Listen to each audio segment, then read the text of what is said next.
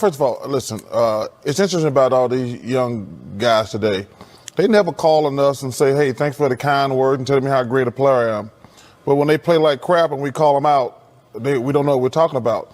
Listen, I'm easy to find, but I get sick of these guys complaining. These young guys, they never call us and say, when a coach is wrong, I'm going to call him out. But when players are wrong, I'm going to call them out. But listen, I'm going to criticize guys that they deserve it. And listen, they can kiss my ass if they don't like it.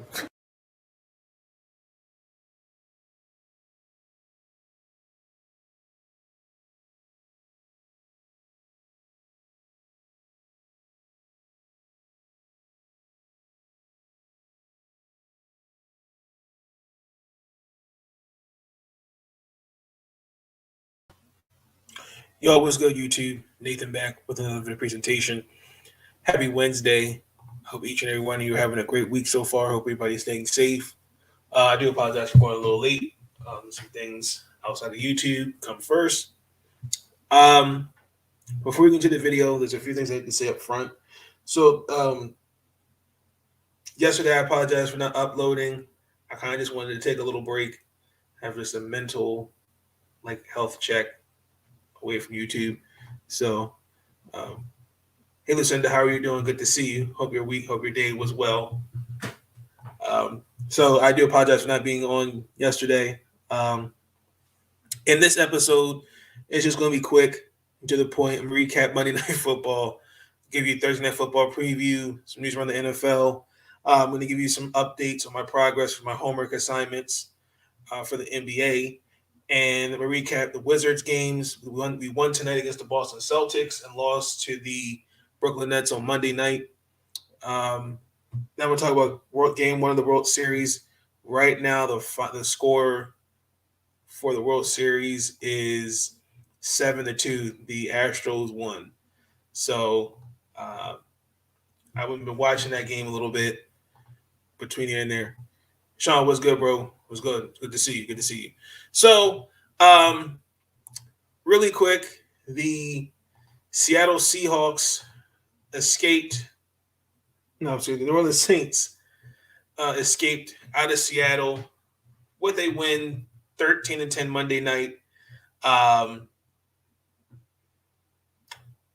Was very, very low scoring. I was kind of expecting a little more than what I saw. Alvin Kamara pretty much carried the team on his back offensively. He had 179 yards total. The stat I looked up, he touched the ball 50% of the time. That was I think he had touched the ball 30 times.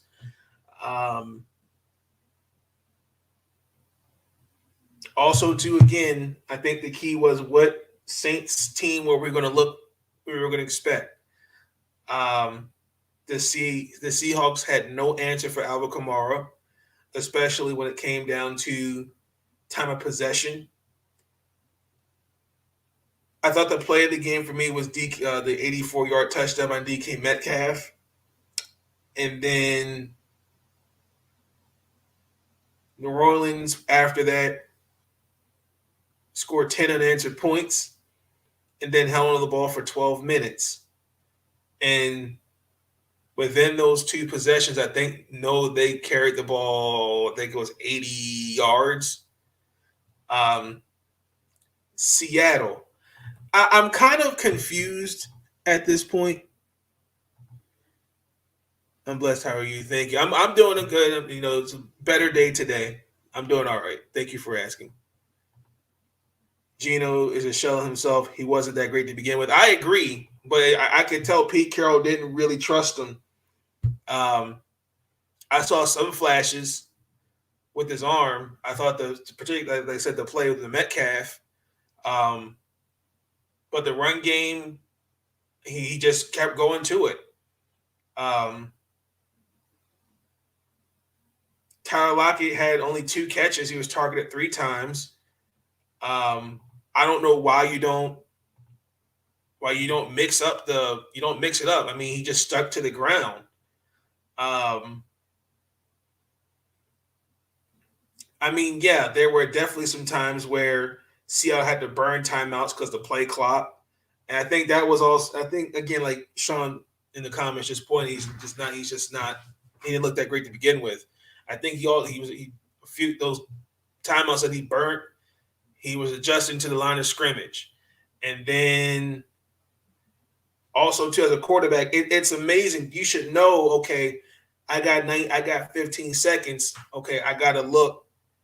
Okay, my focus should be on the clock, but didn't see that. So I think that also cost him the game. Their kicking also too was a factor. I think Jason Myers missed 2 field goals. So penalties also too. I think plagued Seattle. They got called for was it encroachment on the 4th and 5, and then that was it. And that was a game-winning field goal by some unknown, who wasn't it? Brian Johnson. So that was Monday night. That was Monday Night Football. Last time Geno Smith started was 2016. Plus, no Chris Carson. They're barely surviving. Yes. And I think it's also, too, and there was a question, should the Seahawks move off of Pete Carroll? Here's my answer to that. Bullshit. I think a guy who's gotten your team to the playoffs 9 of 11 years, I think that says more about front office than anything. That's why I fear that Russell Wilson is not going to stay in Seattle much longer. Guaranteed. Because one, no offensive line help. He has been begging for some offensive line help. Their defense is suspect. They're just not. They're not a playoff team. And I have to eat my words here because I remember. Shout out to Sean Spencer. I was on the. I think I was part of the roundtable. I was in the comments and I said, "Did the Seahawks die?" Because everybody had. When do we know when the coach's time's up? When he's lost the ear of the players. Personally, in my personal opinion, I think when your team underperforms and underachieves, that's a team not getting the ear of its players. Personally, I just think it's just personnel. This team, again, let me continue my point. When everyone was like, "Oh," when everyone said Matthew Stafford makes them, they won the Super Bowl contender, and I'm like, did the Seahawks die? Did someone else in the division die? And now I have to eat my words because now, when I look at their division, just look it up real quick.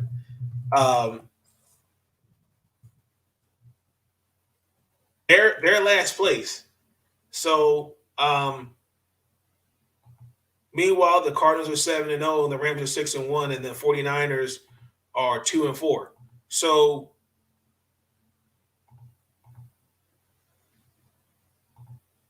the Seattle Seahawks are not making the playoffs.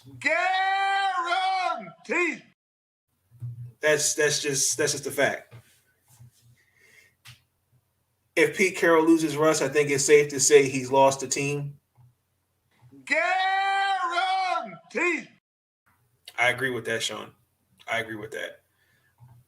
He's not getting any younger. I agree. And also too, like, they really just haven't been the same team since when he did that.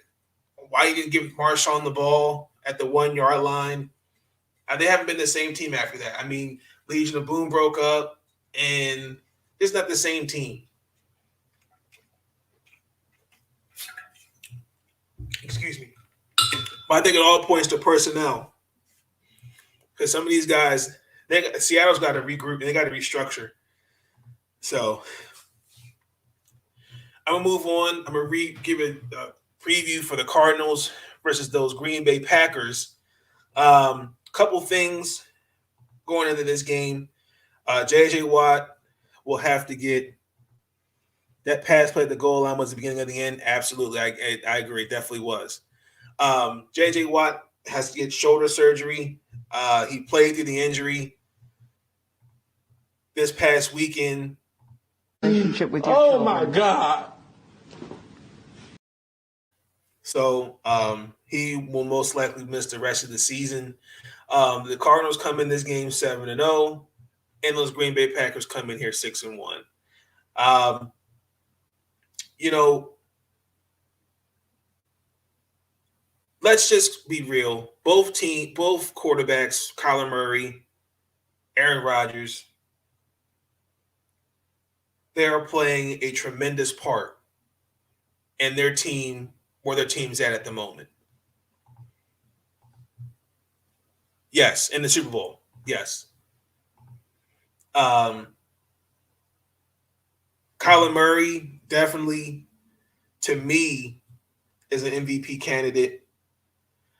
But I also too, you got to give what's around him credit. He's got DeAndre Hopkins, Christian Kirk, AJ Green, and also too his newly acquired target in Zach Ertz. There's weapons around him. Kyler Murray ranks in QBR second.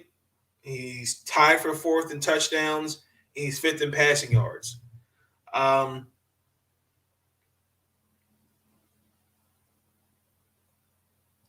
Aaron Rodgers, ever since they took that loss to the Saints, I'm a little concerned going forward. Can they go undefeated?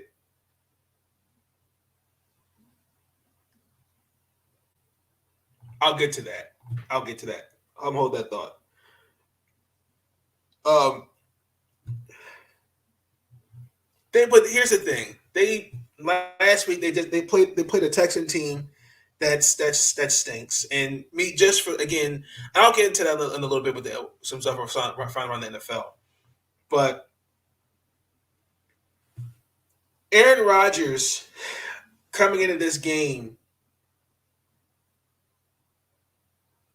he doesn't have a lot of weapons. Devontae Adams Monday was placed on the reserve COVID-19 list. He's vaccinated, but according to the NFL rules, he can't move without testing positive, and he has to be symptom-free with 2 negative tests 24 hours apart. So that's a big part of your offense right there gone. But I did find this stat. I found this stat I can't remember, I think it was on StatMuse. The Green Bay Packers are 6-0 in the last 2 years when Devontae Adams doesn't play. That's interesting. Alan Lazard went on the COVID list Tuesday. Randall Cobb, Robert Toyan, Vanda Scantling, and then Aaron Jones. I mean, that's pretty much Green Bay's offense. But again, that's where I emphasize next man up. The others got to step it up. On paper in this game, Green Bay offensively, they're outmatched. But the Green Bay Packers don't sleep on them. So also too, looking at it from this standpoint, who's going to run the ball more effectively? Both teams have weaknesses, and it's running the football and the rushing defense. The Cardinals are 18th, and they're allowing 4.9 yards per carry. That's the worst behind the Chargers. Also, too,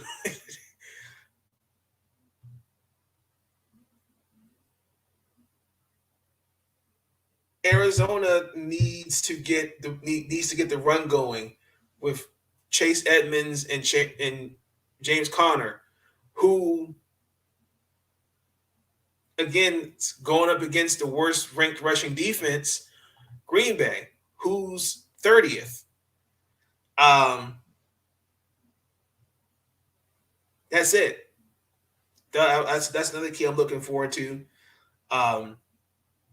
Also, too, fun fact: the Arizona Cardinals are the only team, according to I saw on NFL.com, they have converted every fourth down they attempted so far. They're 5 for 5 through 7 games. No other team, according to the stats, was 77%. I saw that on Stat News. That was actually a good stat. Um,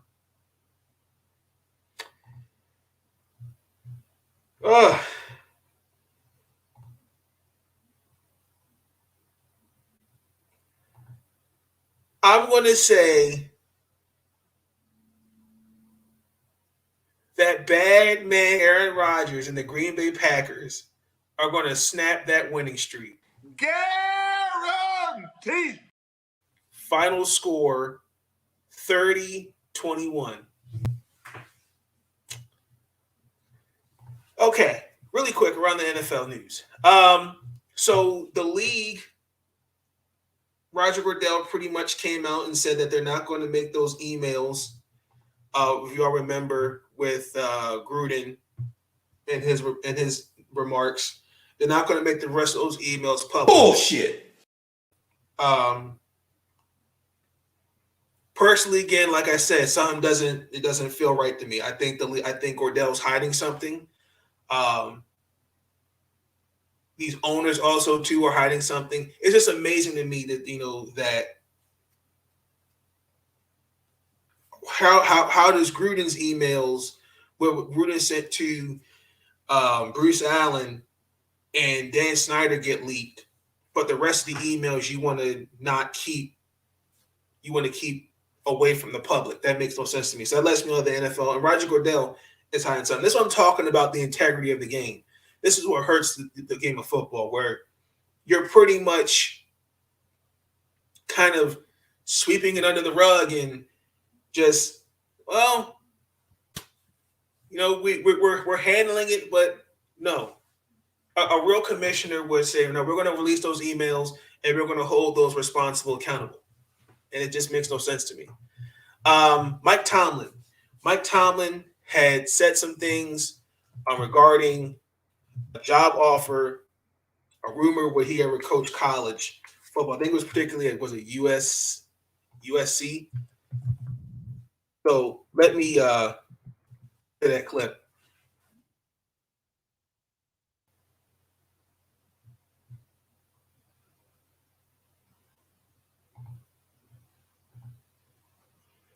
Hold on, I'm sharing my screen. I apologize, ladies and gentlemen. I'm playing it. It's just kind of acting weird. I don't know why. There we go. Okay, so this is. Hold on, let me make sure that the sound come on.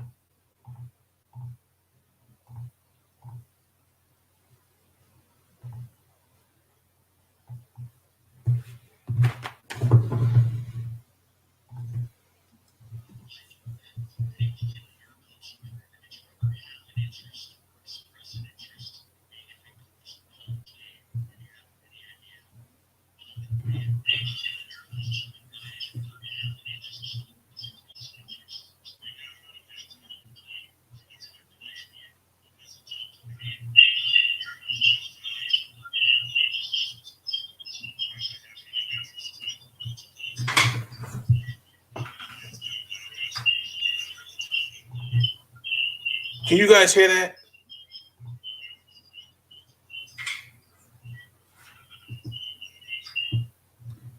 Hold on. Let me see if I can. Let me stop sharing it real quick.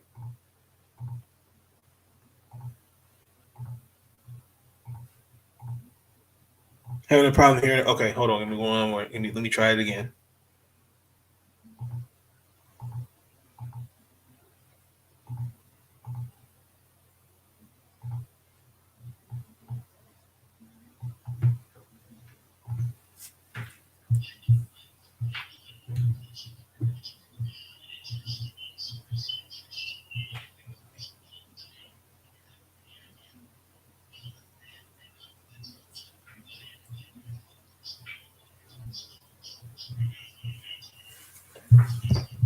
Okay, I still can't hear it. Okay, let me do it like this real quick. Because I think it's just acting funny on my end. It might be glitching. Hold on.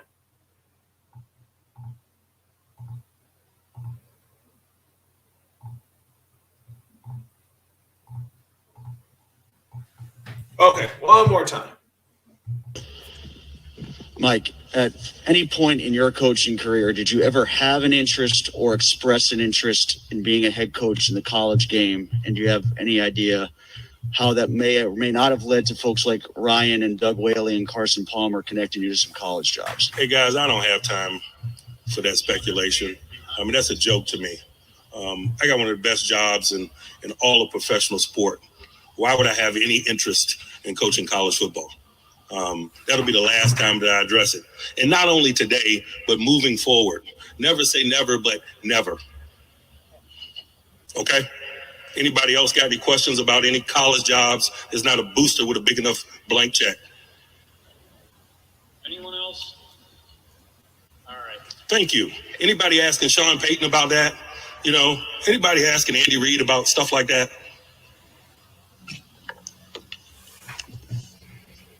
Okay, that was Mr. Mike Tomlin, and he definitely was pissed.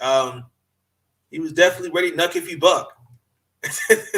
He's ready to really go at somebody's head. But no, I found nothing wrong with those comments. Simply because Mike Tomlin has a resume. I think for me, this is just how I feel. I think the reason why his name is coming up because one, I think you're looking at it like this. Well, the Pittsburgh Steelers stink and they're not winning. So people are going to find ways to try to get Mike Tomlin out of there. But,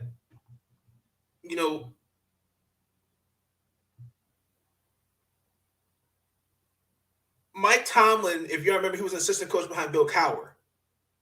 So no other NFL coach that I know of has won a Super Bowl that needs to have a national championship on their roster for college. He's arguably one of the best NFL coaches in the game. He's a perfect fit there. Like, I don't know where that came from.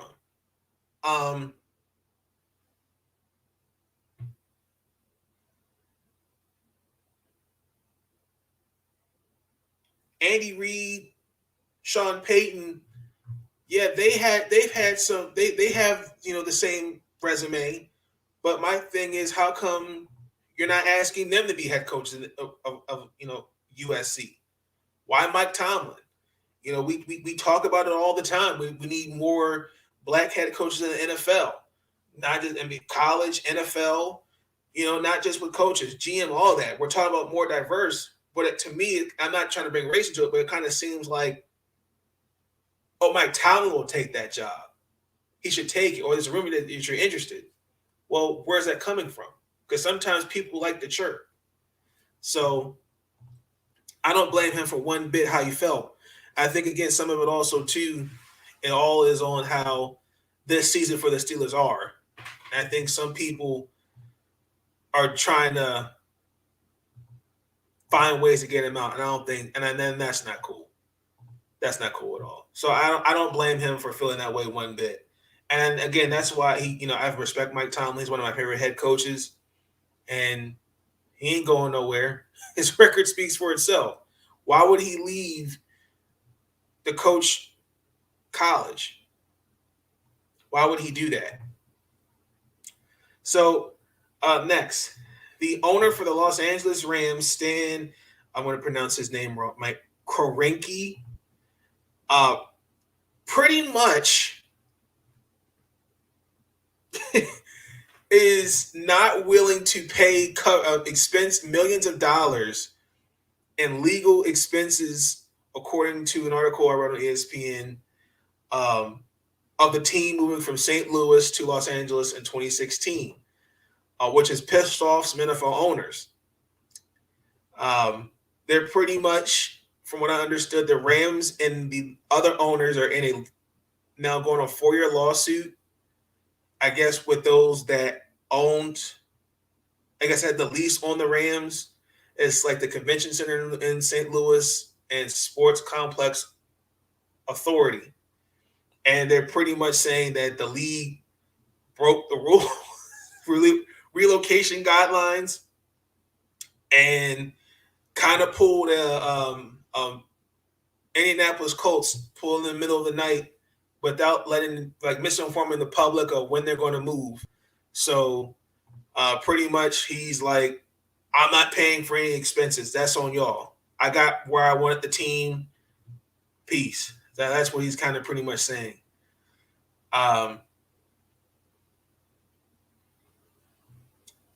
What else is going on?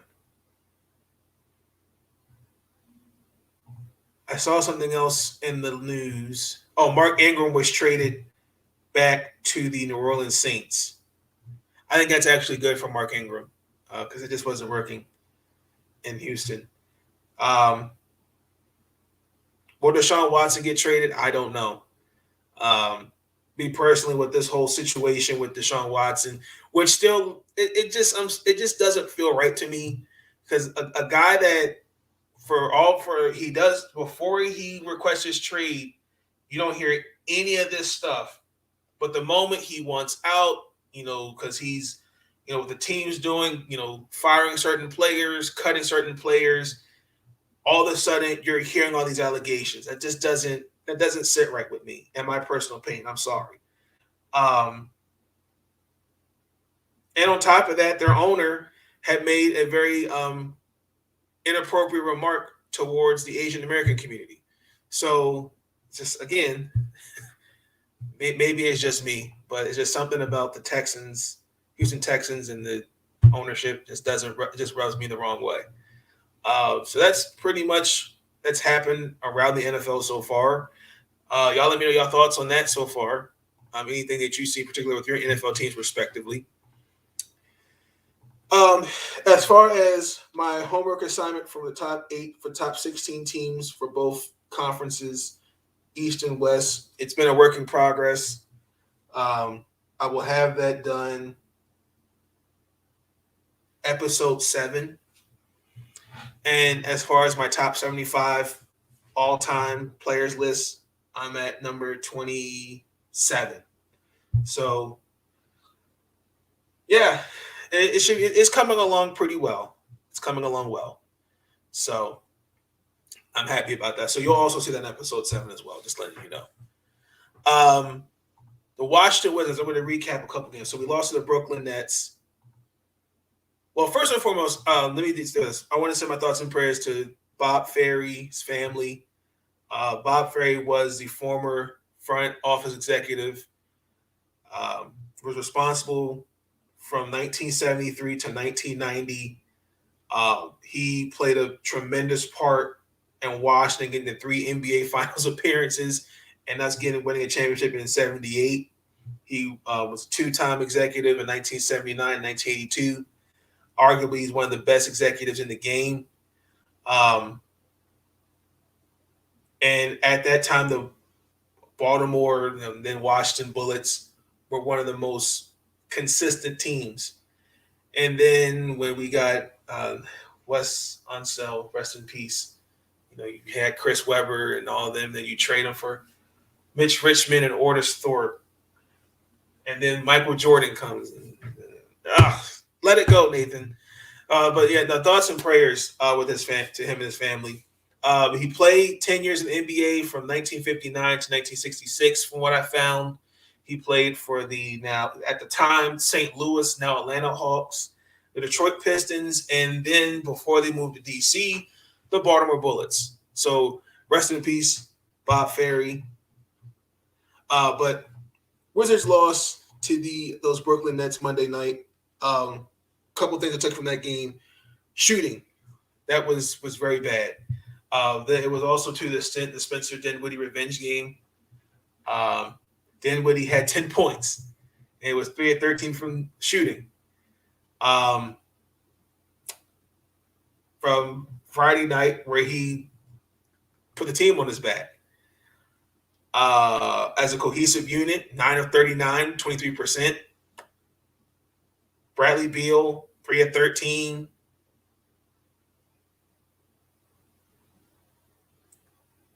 Missed five threes.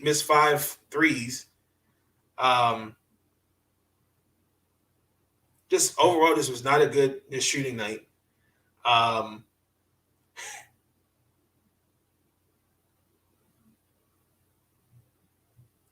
think that was the biggest takeaway for me, was just the shooting. Then tonight we beat the Boston Celtics 116-107. I'm loving this approach by Wes Unseld Jr.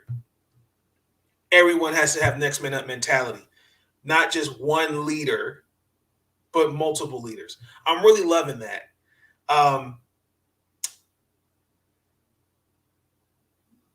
Couple things. Again, Bradley Beal is struggled, but I mean, he started off the game 21%, and then he missed 6 threes.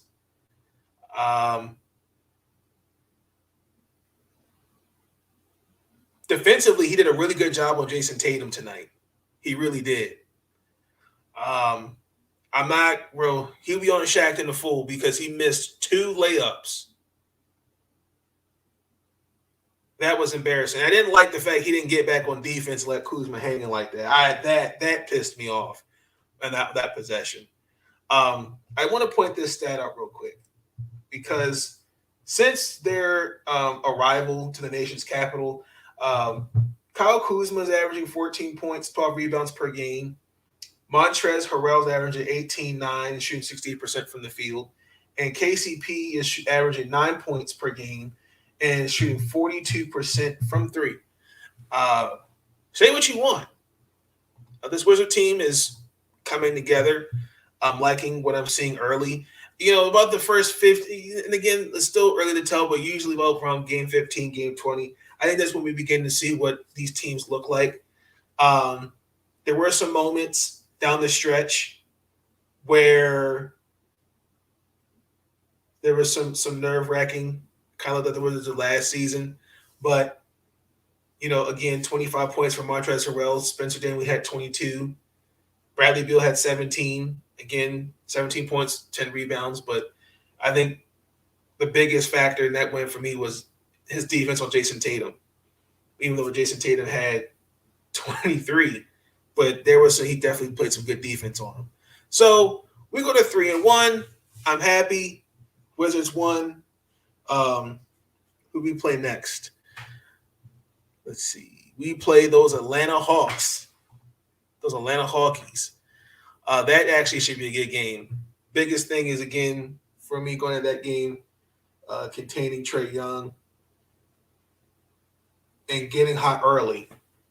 If you can't fool around with a team like Atlanta, because they will shoot you out the gym.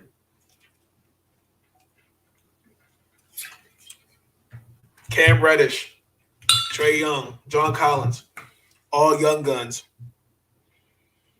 This Atlanta team is nothing to sneeze at. But I'm gonna say the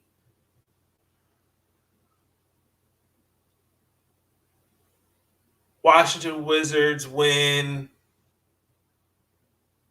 95-90. Guaranteed. Let me just check some scores around the league real quick. So we got 3 games on right now. We got the Timberwolves. We got the Grizzlies versus the Trailblazers. Trailblazers are up 85-74. Those are going in the fourth quarter. We got the Sacramento Kings up 10 against those Phoenix Suns. 8 minutes to go. 8.5 minutes, go in the fourth quarter. The Cleveland Cavaliers, at one point, they were up on the Clippers, but the Clippers came back. They're down 3 going into the third quarter, 8 minutes and 39 seconds to go. So it looks like I'm going to say that the Sacramento Kings are going to win this game against the Suns. Guaranteed. And it looks like the Trailblazers will get that win against the Grizzlies. Guaranteed. I think the Clippers are going to come back and beat the Cleveland Cavaliers. Guaranteed.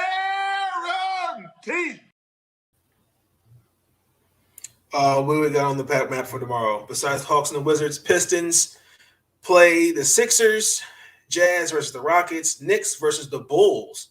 Oh, that should be a good game. Spurs versus the Mavericks, Grizzlies versus the Warriors.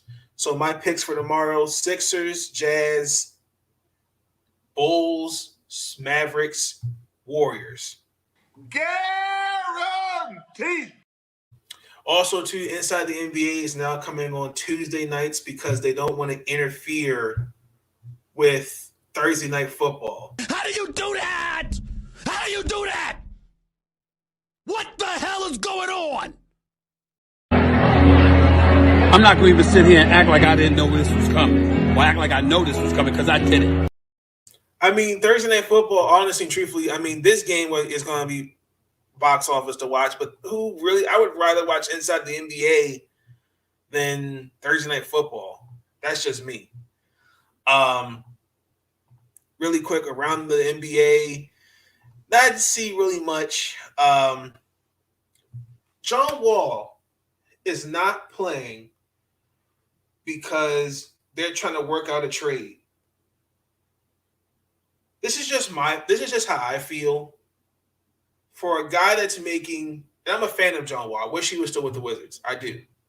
But for a guy making that kind of money and he's just sitting on the bench and he's still getting paid, he can play some minutes. He ain't got to play 30 minutes. If he just played 10 minutes a game, something.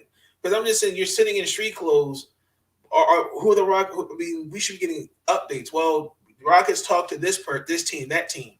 Like, I understand you don't want to risk injury, but if he ain't hurt, he can play. He ain't got to play big minutes. He ain't got to play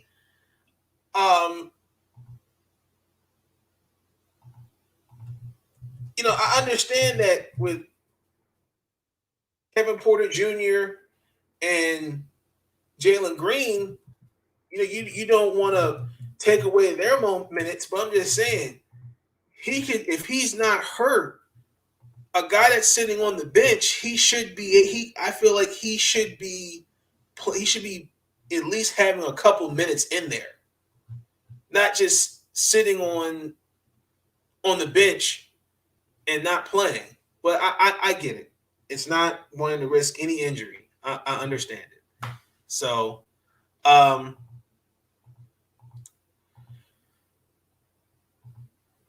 recap of the World Series in Game 1. That was unexpected. The Braves went in there and won and got Game 1. Atlanta scored 5 runs in the first 3 innings. Charlie Morton played. He fractured his right fibula. How he struck out the side is beyond me.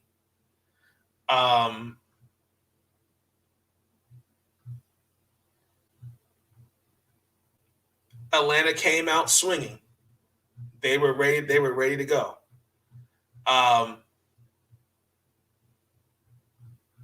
Interesting enough, couple things. Atlanta's bullpen is key. When you have Luke Jackson, Tyler Mazik, I'm drawing a blank. Help me. AJ Minter. They all quieted Houston's bats. Now, the fact that you won't have Charlie Morton, that sucks. Because he got injured with Gurriel's. It was a comebacker off Gurriel. And that sucks. It really does. The only noticeable was Swanson. He misplayed a grounder and then they scored.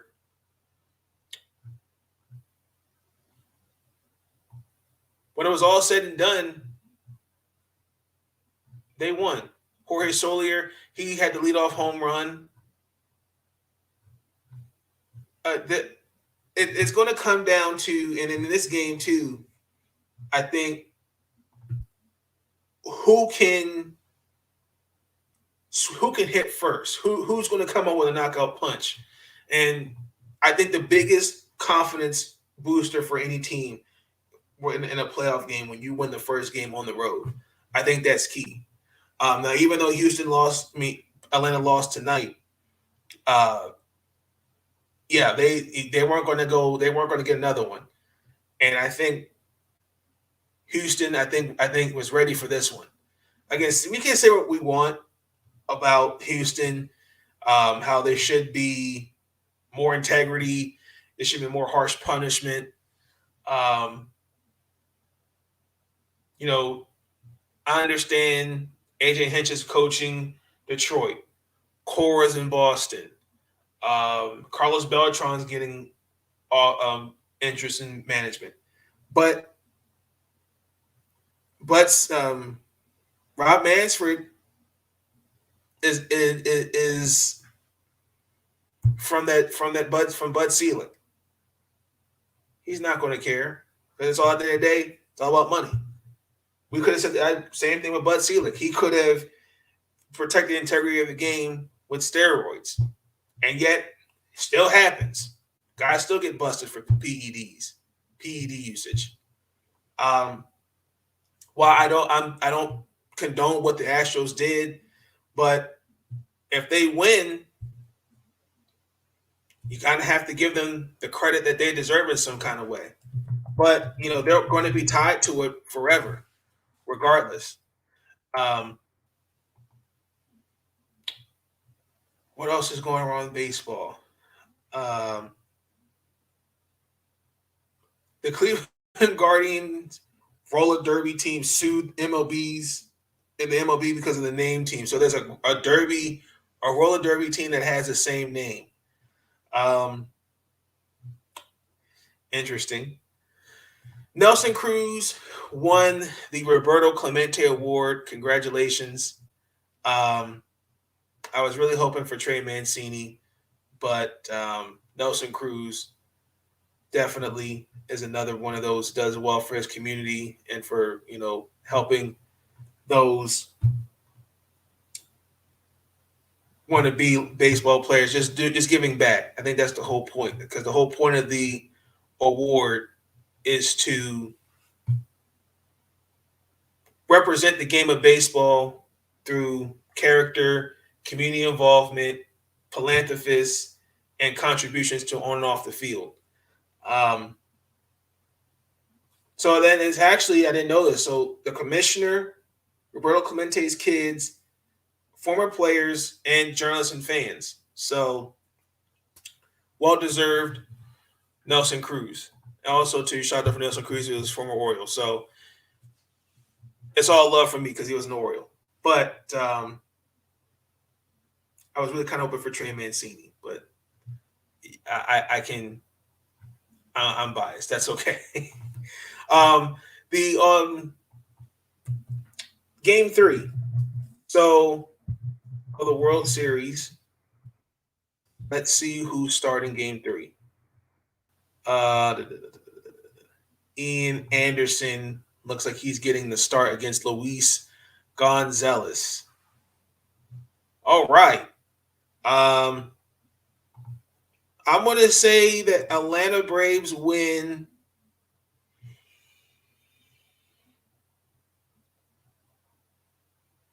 6-3. Guaranteed. Ian Anderson goes 6 2/3, 6 strikeouts. I think that's fair. Also, too, really quick, I want to go back to basketball for 1 second. I caught the Lakers versus the OKC game. Leave Carmelo Anthony alone. He missed a wide open layup, and then he airballed a potential game tying 3. So, oh gosh, Melo. Okay. What's left on the list? Oh, yes. This is going to conclude episode 5 of the podcast. Episode 6. I have a special guest this Friday. I was on Twitter, and there was a space, and I thought it was really good. There were conversations about the WNBA and this upcoming college basketball, men's and women. The women's preseason top 5 players were released, and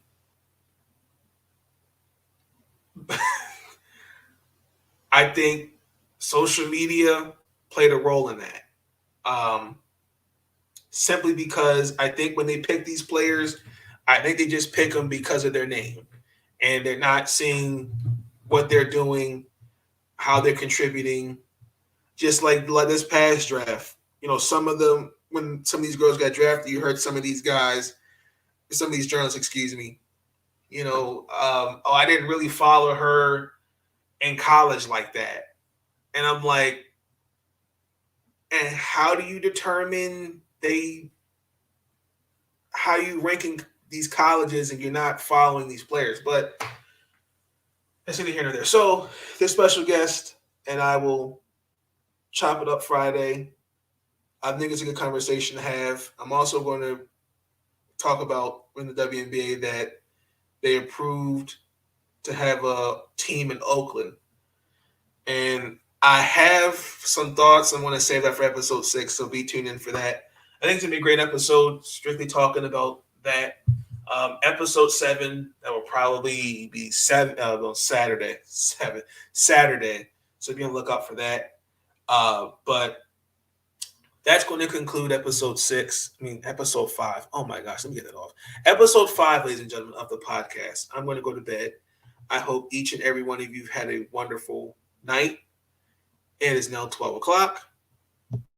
I'm out. Peace. Stay up. First of all, listen, it's interesting about all these young guys today. They never call on us and say, hey, thanks for the kind word and telling me how great a player I am. But when they play like crap and we call them out, we don't know what we're talking about. Listen, I'm easy to find, but listen, I'm going to criticize guys that they deserve it. And listen, they can kiss my ass if they don't like it.